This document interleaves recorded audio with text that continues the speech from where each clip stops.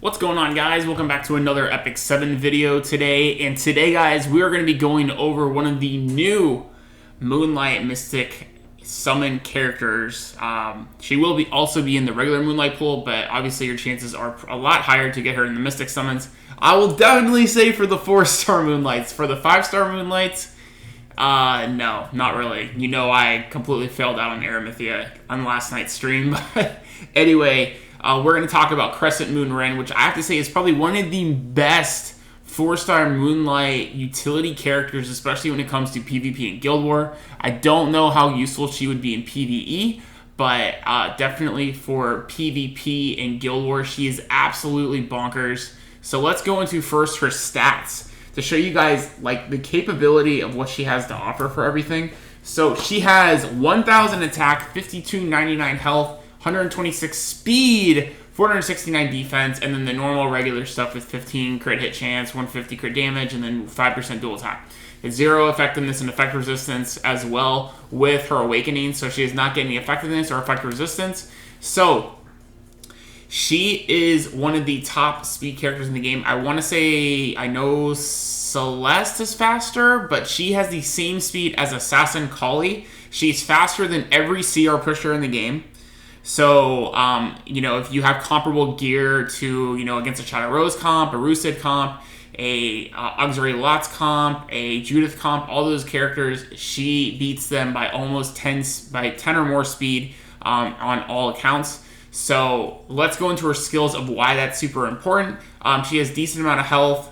Artifacts you can run with her obviously are going to be RNL, Dust Devil, Wind Rider is a good one as well, and even Moonlight Dreamblade is a potential one depending on the team comps, what you want to do with her.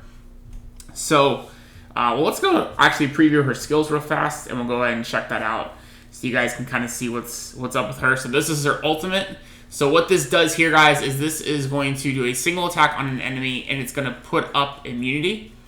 I think, do they just do... If we take off auto, can we actually pick? Okay. What does our S2 animation look like? Okay, nothing spectacular. Alright. So, her S3, guys, is going to have a cooldown of 4 turns. If you get that to +3 in skill enhancements, it is going to be a single target, and then it's going to put up immunity for all allies to 2 turns. Caster is granted an extra turn if the target's buffs have been dispelled, and dispels all buffs on the ally, or on the enemy, sorry. Dispels all buffs on the enemy, and gives the entire team immunity for 2 turns, and the caster is granted an extra turn if the target's buffs has been dispelled. So basically, strips one enemy, gives your whole team immunity, and grants an extra turn. If you combine that with artifacts like RNL and Dust Devil, this girl is going to be taking lots and lots of extra turns. So on her S3, so very, very awesome ability, especially if one particular unit is getting a lot of buffs. That's just loading up with buffs. What would be one, for instance? Like Ken, for instance. I don't think you can get rid of Vigor. But ML Ken gives an attack buff to himself, so if like she went after him in any situation, she could take that away. Obviously, against all the Deanne, Angelica comps, things like that, where you're just creating lots and lots of buffs. Charles gives himself an attack buff and his own defense buff. And then we also have Tywin as S2 and S3 gives him buffs. So that's another option for other units that you guys have potential to go after with her S3. And the fact is she can put up immunity, and she's so much faster than ML Aramithia, and she is 11 speed faster than the new Ball. That, for instance, is a good way to counter those type of metas. Obviously, Ball can still strip you with his S2, so you're not going to be completely safe from him. He's just kind of like a catch-all character, but definitely she is a great, great, great counter to ML Aramithia. And I think she does really put another handprint on killing the immunity meta that a lot of people were hyped up for. So keep that in mind, guys, that you may not even need to farm immunity gear with her on her S3. So now let's go into her S2.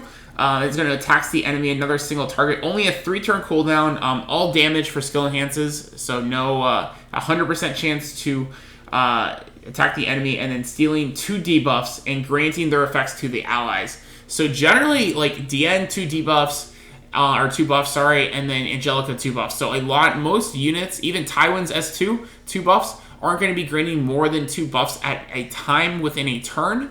So Eyecatcher is insanely good because it's a straight up steal. So even if you don't use her S3, say you build her slow for some reason, and Angelica, or you're going against a CR push team, and she goes second after that, she can actually steal like the immunity from Angelica. She can steal the immunity from, she can steal the, not immunity, but the barrier and the attack up from DN. She can steal Kayron's immortality. She can steal the revive from Maid Chloe. She can steal the immortality as well from Shooting Star Akates. So just that, Eyecatcher to me is like my favorite ability of hers, just because it's so funny and trolly, which you could do to your opponents in PvP and Guild War. So crazy cool. And then her last ability is going to tax the enemy with a rain, granting a random buff to the caster. Grants a random buff to all allies for 2 turns. If you burn it, it costs 20 souls like normal. Alright, so how do you build this girl? So given her stats, let's go back to her stats real fast so we can look at those. You can build her super fast, put up immunity against the ML Eremithia comp. So if you're fighting a lot of ML Eremithas, you're seeing her all the time, and you're confident you can get this girl to, 240, 250 speed with the gears that you have. Granted, so like me, for instance, my next unit I'm working on is Auxiliary Lots. He only has 112 speed. She has 14 speed more. So if I was gauging, let's say my Lots was going to be like 230, that means she's going to be 244.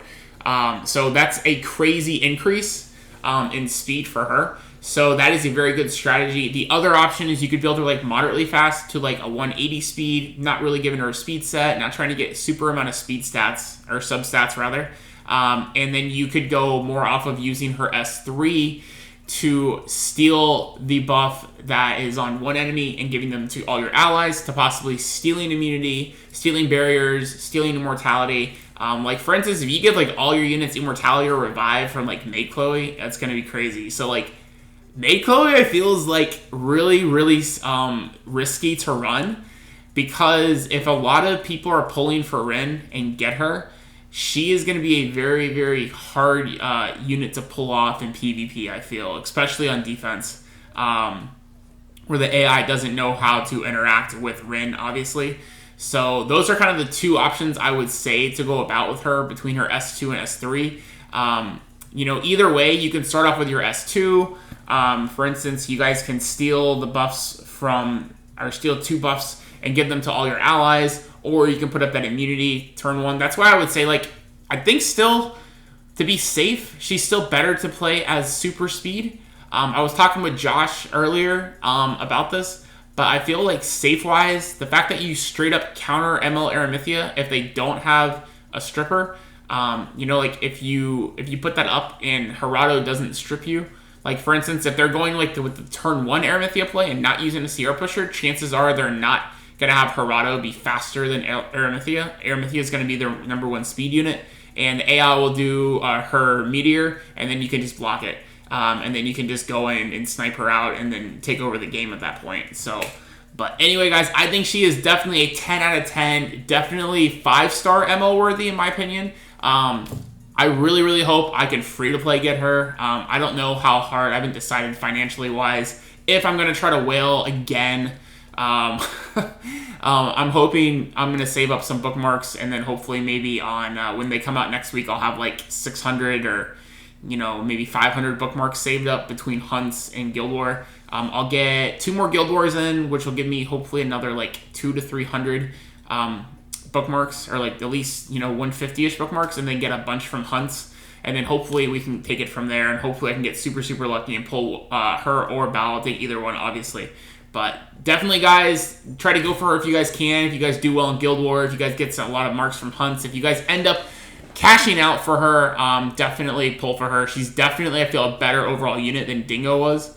In hindsight, I wish I would have just waited for her banner, because at least I would have her, and not Eremithia. But anyway, it is what it is. We can't go back in time. So if you guys did enjoy today's breakdown video, definitely let me know in the comment section down below. If you guys are new to the channel, hit the subscribe button as well. And I hope to see you guys in the comment section down below. Let me know your thoughts of Rin. How would you build her? All that good stuff. Finally, I would probably build her on speed and hit just for some extra effectiveness. So you can try to land those strips all the time, even though they are 100% accuracy.